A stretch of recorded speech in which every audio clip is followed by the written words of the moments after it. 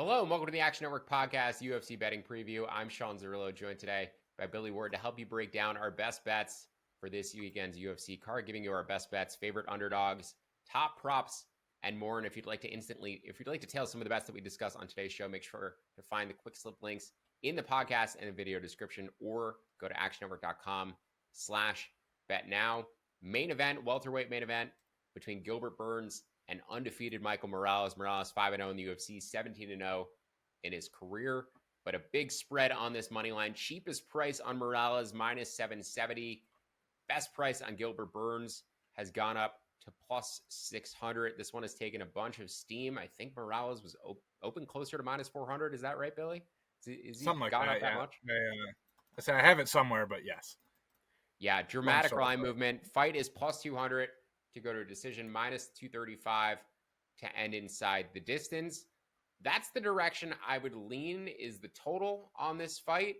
To start round 4 at minus 110, maybe the over 3.5 at plus money that goes to decision at plus 200. I made this around plus 160 to go to a decision, so that is where I show value on this fight. Considering Morales' money line, he probably should finish the fight inside the distance. We'll see how long Gilbert is able to survive in there with him. Significant size advantage for Morales. He's 2 inches taller. He's an 8-inch reach advantage, and he's also 13 years younger. This is his first main event test, first 5-round test. We've seen Gilbert go to a decision across 25 minutes recently with both Sean Brady and Bilal Muhammad. Finished in the 3rd round while leading 2-0 on the scorecards against Jack Della Maddalena.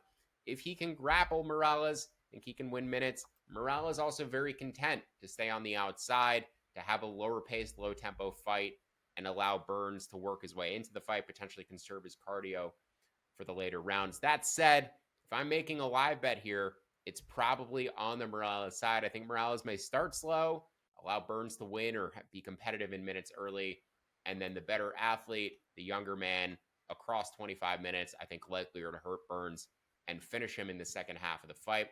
91% takedown defense in his career, denied 21 of 23 takedown attempts. I think Burns needs to grapple in order to have success. Billy, do you agree with that assessment? Burns needs to grapple and do so proactively in order to have success? Or do you think he could be competitive in the kickboxing like he was with Hamzat?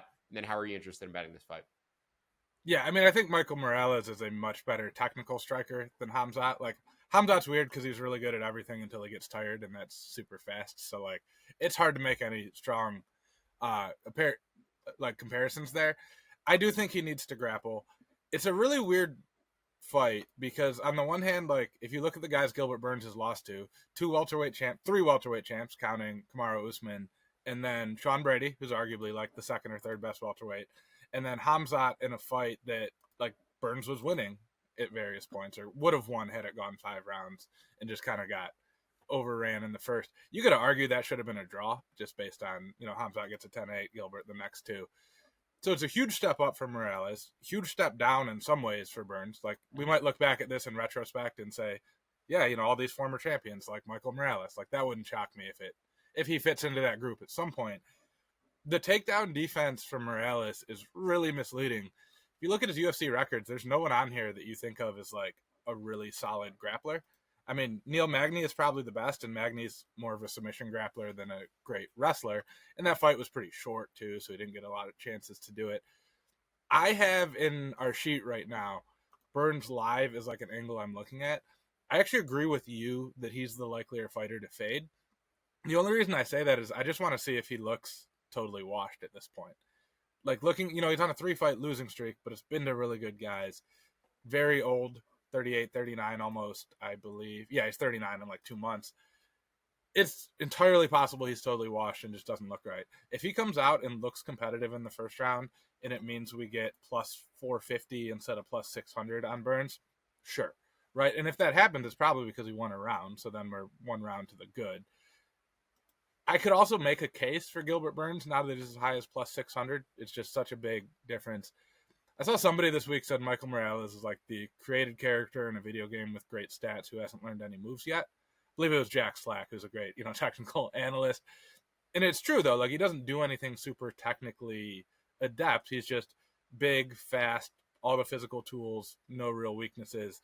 And Burns is a crafty guy who's, world champion in jiu-jitsu, adapted really well to MMA, can wrestle a lot better than most jiu-jitsu guys. So I could see that case at plus 600. I just want to see him for a round first to see if he looks like he's got anything left in the tank. So that's how I'm going. Might not even end up betting it, but that's my early thought now. Not super interested in the fight. Just when the spread is that wide on the money line, I kind of look past it for the most part, especially when I know you're doing the full preview. I'm glad you made the points about Morales. Yeah, that's my biggest issue with him as a fighter. A phenomenal athlete, big guy, but what is he actually good at in terms of MMA skills? What is his best skill? Is it judo defense?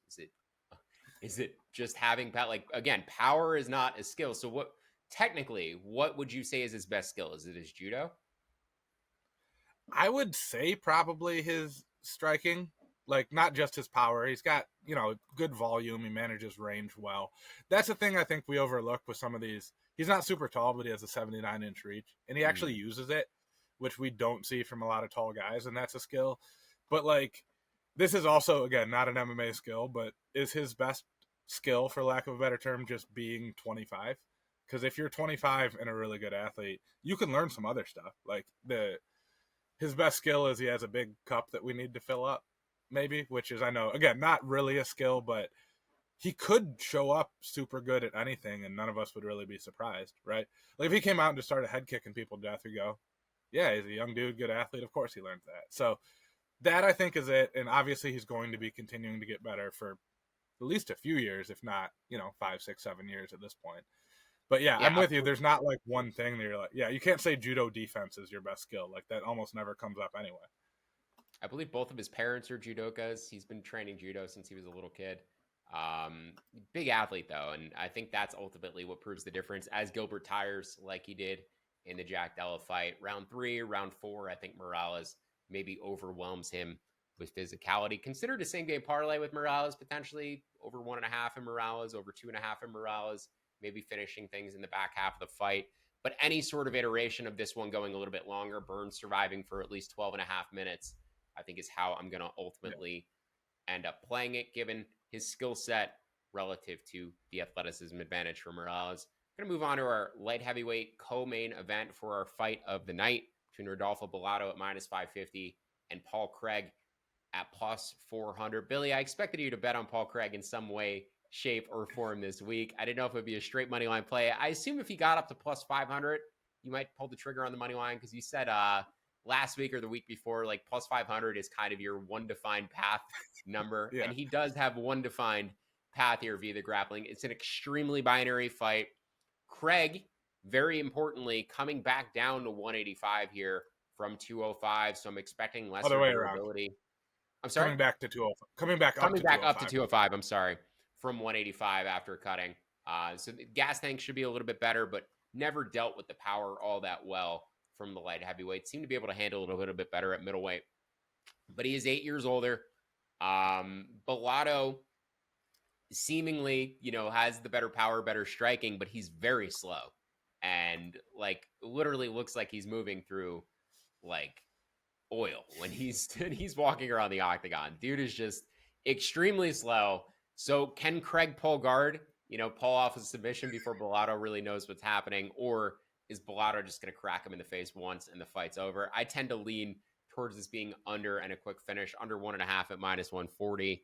You're taking a much more plus money approach to this fight. So give me your breakdown of Paul Craig against Rodolfo Bellato.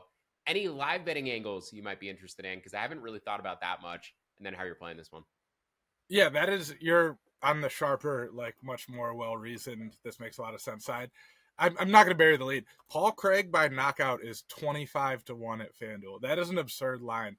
I am better than 25-1 to knock out Rodolfo Bellato. Not like me in my prime, like tomorrow. Throw me in there and let me throw some head kicks. I've got a better than like 3.5% shot at knocking this dude out. As you pointed out, he's very slow. I put in my full article for this. He has neither the ability nor the desire to get out of way of punches. He kind of just stands there and is willing to trade. Paul Craig is a very not good striker. I'm not going to lie to you and pretend he's good, but he throws hard. Like he comes out here and just chucks some stuff. And if there's anyone who's going to stand in the way of one and eat it, it's Rodolfo Bellato, who was knocked down by Ihor Potieria, probably could have been finished, almost killed twice by Jimmy Crute, once standing and once on the ground, probably could have been finished. Took a ton of damage against Crute, and that was in February. That was barely 3 months ago, and one very short month in there, no less. And he's coming back. He's been knocked down in 3 of his 4 like UFC or Contender Series fights. Just the most hittable person in the division. Again, Paul Craig is not a great striker by any stretch, but he'll get super intense and he'll just wing some heavy punches and hope for the best. And maybe one of them lands. It's 25-1. Like how likely do we need to be?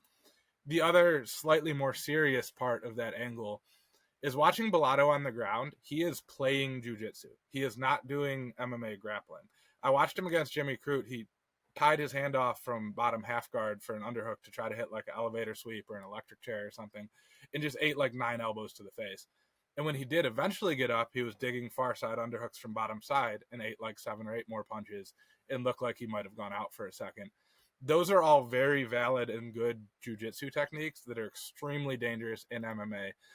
If Paul Craig somehow finds his way to the top, which is, I don't know how we get there exactly, but if he does, I actually think the ground and pound is a more available option for him than submissions.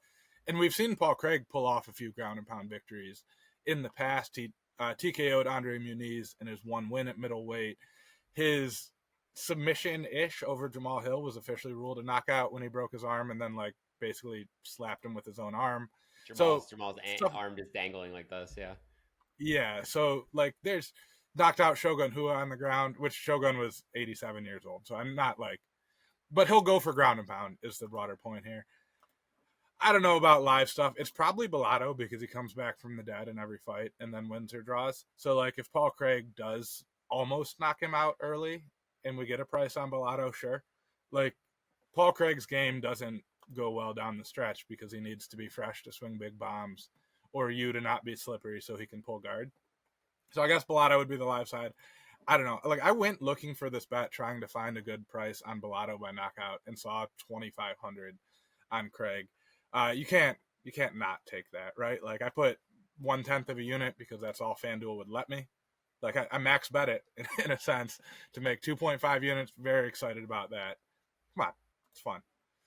Yeah, Bellato's extremely hittable. I have in my notes for him Homer Simpson-esque in terms of striking defense. It really just takes the punches and hopes you tire out and plays rope-a-dope with you. 8 years younger, so maybe that'll work against Paul Craig. Maybe worth a live bet if he nearly dies in round 1 and does not get finished. I'll be on the He always nearly dies in round 1. Like that's just what he does. He always nearly dies in round 1. That's every fight. Yeah, Bellato live after round 1 could be worth a look. May have some Craig inside the distance at plus 370. I'm not sure exactly what it's lined at. I think I projected it at plus 370. It's probably closer to 4-1 considering his money line. It says money line's like plus 370. It's got to be better than that. I projected his inside the distance at like plus 370. I think I made his money line closer to plus 300. Don't give him very much decision equity at all. So value on the Craig side for me, but we'll be playing the under 1.5 instead. Before we get to our favorite underdogs, just want to remind everybody that the WNBA season is tipped off. And if you're an Action Pro subscriber, our brand new WNBA projections are now available in the Action Network apps. Whether you're looking for an edge betting WNBA sides, totals, or player props, Action Pro projections are the perfect tool for your toolkit this WNBA season. If you aren't an Action Pro subscriber yet, you can get $20 off an annual subscription right now. Just visit actionnetwork.com/pro to sign up. That's $20 off of an annual subscription at actionnetwork.com/pro. Let's move on to our favorite underdogs for this Saturday. You've got a pair you're eyeing. I've got a fight to go to decision bet at plus money that I'm eyeing, but I also like the underdog in that matchup. So let's start with Gabe Green against Mateus Camilo. Lightweight bout, Green returning to 155 after previously fighting at 170, coming off of a lengthy layoff after his knockout loss to Brian Battle. I make this fight about plus 140 to go to a decision. You're getting as high as plus 165. I even saw some plus 180s out there. I like Green's size and I like his activity and output in this fight if he does not die early. And that's partially why I'm like, I like Green at plus 195. I like that goes to decision at plus 165. All of it is kind of dependent upon Green cutting to lightweight not dying on the scales and then not dying on the first exchange. Camilo seems pretty aggressive, but I do think this is ultimately a close and competitive decision. And you're getting a nice big number on a lightweight bout to go all 15 minutes at plus 165. The divisional average line is probably closer to plus 125, plus 130. So I think a little extra juice there in terms of the odds. Billy, thoughts on Gabe Green against Mateus Camilo?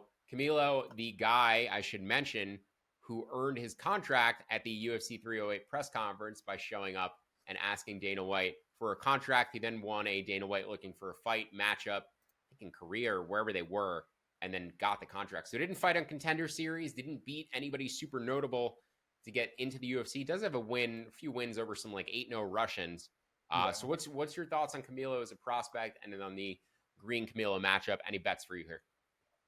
Yeah, I almost just like reflexively bet against Camilo because he got in just by asking, which like it's not, it's not the crucible of all these various other ways to get in, but he did beat an 8-0 guy. I don't have strong thoughts. I haven't watched a ton of tape on him because he didn't go through the Contender Series. My gut is that Gabe Green at almost 2-1 odds is weird for a guy that's very against an opponent that's very unproven. But again, didn't break down a ton of tape on this one. I like your angle. I worry a little bit about the weight class, because wasn't he up at 70 for a while, Gabe Green? Yeah, he was fighting at welterweight, knocked out by Battle. Now he's coming back to 155. He used to fight at 155. But 2 years off. Want to see how he looks on the scales really before I bet it.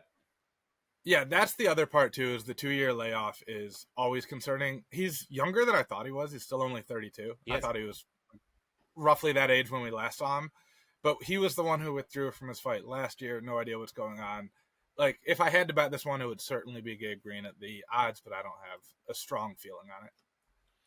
A couple of underdogs that you're eyeing. Let's talk about the Sadiq Yusuff against Myron Santos fight. Sadiq has been a very public underdog this week. He's somebody I would have considered betting, but for that angle, people picking him about a 61% clip against Myron Santos this week. I was on Francis Marshall against Myron Santos. Marshall robbed via decision. Yep. Santos, a very good athlete.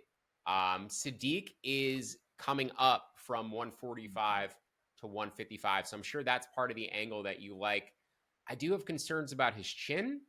Generally speaking, he seems like the more he's been getting hit lately, the worse his chin is reacting to shots. Maybe that's alleviated somewhat without cutting the weight and going to 155. But Santos, I'm sure in your luck ratings after stealing that decision. Yeah. And then Sadiq moving up from 145 to 155, usually an angle you like. So where do you like the dog to? And then tell me more about this matchup. Yeah, I mean, you hit the two main points. One is a guy who came in Santos off the Contender Series in his only actual UFC fight against a proven fellow UFC fighter was just outright robbery. I think like 95% of media and fan scorecards had that one for Francis Marshall. Like, clearly should have gone that way. Marshall got there with his grappling. Sadiq can grapple a little bit. But the important thing is I think Sadiq will be much, much bigger and stronger in here. I subscribe to a Substack. He's a really interesting dude. He's been talking for 6 or 7 months about going up to lightweight, making sure he does that right, putting on the size. From my understanding of this fight, Santos just like wanted to stay active and was offered a lightweight fight when he normally fights featherweight. So it was just like, sure, yeah, I'll take it. And then is planning on going back to featherweight. So that's kind of a big size and strength edge for Sadiq Yusuff, who also, in theory, has a pretty big grappling edge here. That is a combination I like. And yeah, I am worried about the chin. I'm hoping the time off for Yusuff, where he's pretty publicly talked about like neck and back issues, hoping he's been able to alleviate some of those things. With that time off, he's mentioned various treatments and stuff like that. And the guys he lost to, in his credit, or was knocked down by, are Edson Barbosa and Diego Lopez. So this is a huge step down in competition. He beat everyone except those two and Arnold Allen in the UFC. So anytime he's fought not really elite guys, he's beat them. Not that Edson Barbosa is elite overall at this point, but he's an elite striker. Yusuff, like, probably could have been given that fight in the first round with finishing him, and then Edson was given the chance to came back and did.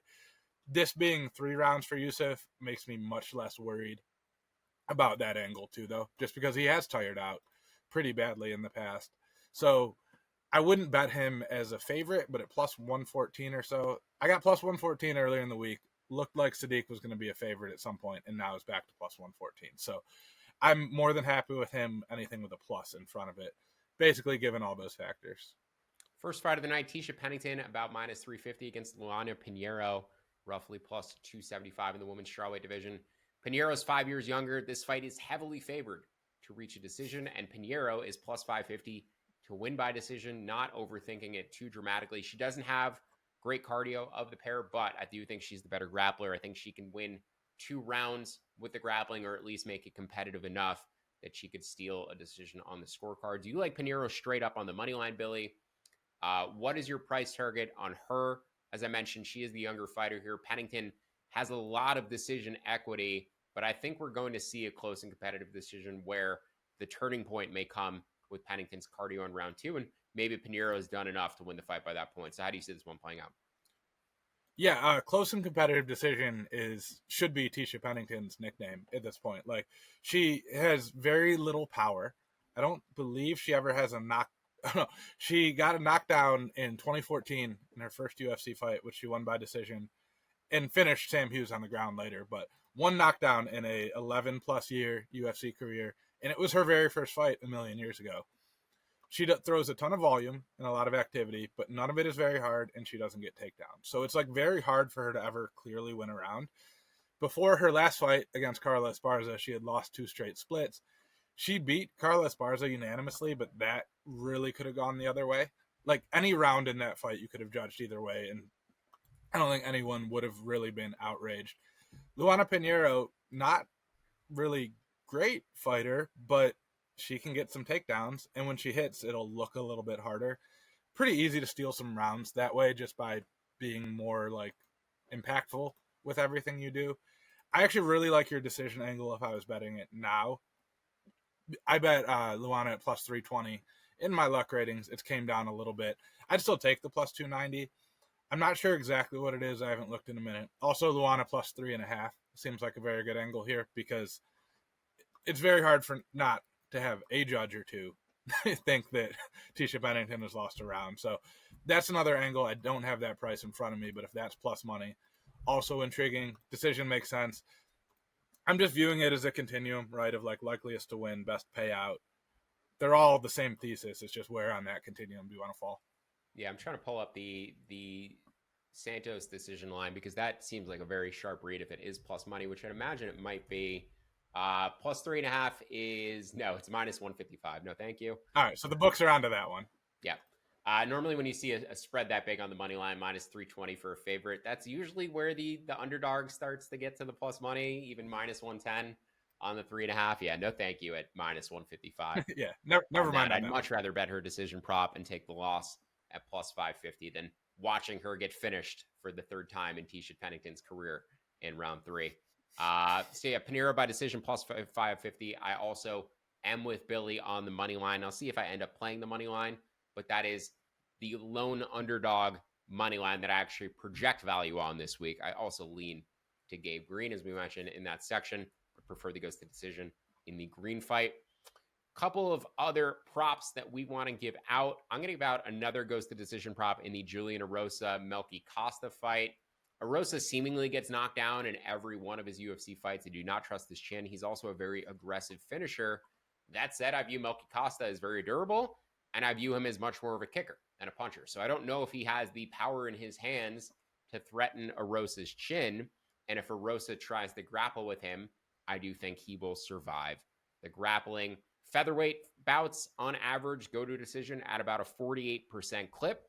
I make this fight closer to 40% and plus 150, and I show value on the goes to decision prop at about plus 170, which is a much juicier number than the average divisional fight, even after adjusting for the Apex, obviously. Billy, any thoughts on Julian Erosa against Melky Costa? And then after that, you've got a couple more props you want to give out too. Yeah, so you're taking the goes to the decision. Any thoughts of just making that the Erosa by decision? Because I've been leaning to him all week. Haven't got there quite yet. I've been watching some tape on it. Have been unable to fully convince myself. So is that a way to play it where I can risk a little to potentially get a big reward? I worry that he gets knocked down and that's how he loses a round. Like he has Yeah. the much likelier chance of getting knocked down and losing a big moment, I think, of the two. And I also view him as the likelier finisher. So I think I'd almost rather lay the points with Arosa or like take a point That spread makes with sense. Arosa, knowing he has that finishing upside baked in, and expecting it to be competitive. But yeah, I think I give Arosa vastly more finishing upside. Does that make sense at all? Yeah, no, I get it. Like I said, every time I watch either of them fight, I convince myself that what I was thinking before is wrong. So like it's just one of those that sometimes you never really like calcify anything, I guess. He's minus 110 for plus 3.5. Like I think at worst he loses 29-28. Yeah, that And makes I sense. think he's likelier to finish Costa. So I think I'd prefer the Arosa plus 3.5. Okay, yeah, I get that. I might But actually but to tell that you on point, that one. right? Arosa plus 150 on the money line, plus 3.5 minus 110. Pinheiro nearly plus 300 on the money line, plus 3.5 minus 155. So like that's what Yeah, we mean in terms of like the price discrepancy with these spreads. they used to not know, for lack of a better like. It used to seem like it was a pretty straightforward formula of just if the money line is this, the point spread is this. Yeah, I So don't it think made they them used to like, factor in the goes to decision line as much. Now they do. yeah, which made it like I felt like for a few months in there I was just killing those point spreads, Yep. and now I keep looking at them and nothing really seems all that great There's a on a reason weekly only one book basis. offers them domestically, so it's Yeah, not the there's that not the too. easiest market to set. Yeah, but yeah, couple of props I'm looking at both weirdly have like similar theses. The first one, Yadier Del Val. I actually picked him to lose on the contender series because I was worried about his cardio. I was thinking he'd get late stop. He did not. Looked great. Big athletic dude, jiu-jitsu black belt, judo brown belt. He's fighting Connor Matthews. Connor Matthews has been knocked out twice in the UFC in his 2 UFC fights. Once was like not even 3 months ago, and he's already stepping back in there. Basically, Connor Matthews can wrestle you to a decision, or he can just get absolutely melted when he touches you. And way lesser athlete than YDV. And I just don't think he's able to take down the highly credentialed grappler and Yadier Del Val. Yadier Del Val inside the distance is plus 110. And this is just another one where his money line is so wide that you'd think the finish odds would be also favored at the very least, but they're not. And then again, similar thesis on Denise Gomes. You can get her inside the distance at plus 150. She's a massive favorite. I think it moved past minus 600 at a few books, if not all books at this point. Yeah, pretty much almost everyone past minus 600. Elise Reed is 4-4 in the UFC, and she has been finished in every one of those losses. So she either wins a close decision or gets finished. And Denise Gomes, if she chooses to grapple here, which she should, has just a massive grappling ability or advantage on the ground against Elise Reed. She doesn't do it enough. I think she fell in love with her hands after picking up a couple quick knockouts early in her UFC career. The great part about this, though, is she is so much faster and also a better striker that she might mess around and get a knockout on the feet. So I'm going to be screaming at the TV for her to grapple until this fight is settled. But we could still win this bet even if she doesn't. So a couple of plus money inside the distance props on two people who are heavy favorites, but we're getting plus money on the finish line. Yeah, I expected Del Val to be minus 120 inside the distance, Yeah, even minus same. 150 more dramatically. Was surprised to see a plus money number there for him to finish Connor Matthews. I'll probably be joining you on that. Don't project a big edge on it in particular, but I do not trust Matthews' chin. I think he's one of the lesser athletes we've seen at this level of MMA. No disrespect, he would probably still kick my ass just relative to the other athletes he's facing. I view a significant gap in athleticism between them. My best bet for this card, Jared Gordon at minus 120. I like him up to about minus 130. Fight open closer to pick him. Gordon might have even been plus money at one point. He's been very unlucky in his recent fights. Should have won the decision against Nasrat Haqparast. 14 of the 16 media scorecards, 84% of fans had that fight for Gordon. And obviously, he should have won the Paddy Pimblett fight as well. 23 of those 24 media cards, 90% of fan scorecards had that fight for Gordon. In fact, 11 of the 24 media cards and 46% of the fan scorecards had that 3-0 for Gordon, 30-27, as opposed to Paddy. So Gordon, in terms of luck ratings, certainly due for some better luck with the judges on the scorecards. And I view him as the better wrestler and better boxer in this matchup against Thiago Moises. Moises, the better submission grappler, but does not throw a lot of output. Jared lands 7.5 significant strikes per 5 minutes at distance. Moises lands 3.1, a differential of plus 1.4 to minus 1.3 in terms of landed versus absorbed at distance per 5 minutes. Jared also pretty proactive in terms of grappling. Attempts 3.6 takedown attempts per 5 minutes at distance. Really, the only thing I'm worried about here is Moises getting to Jared's back as they're standing up against the cage, getting to his back and winning a round with back control or submitting him on the ground. That's literally it. Jared promoted to black belt in jiu-jitsu last year. He's been a brown belt for a long time and a high-level brown belt, very deserving of having a black belt. Not a guy I see getting submitted by Thiago Moises. So power advantage, boxing advantage, wrestling advantage, output advantage, and likely the cardio advantage as well for Jared Gordon. Is a little bit older, but Thiago Moises, physically in his mid-30s, he's not a guy I view as a physical threat even to an aging fighter. I think Gordon going to be the one on the front foot, pressing forward, pushing Moises up against the fence, and just landing more strikes throughout the fight. So give me Jared Gordon on activity and output.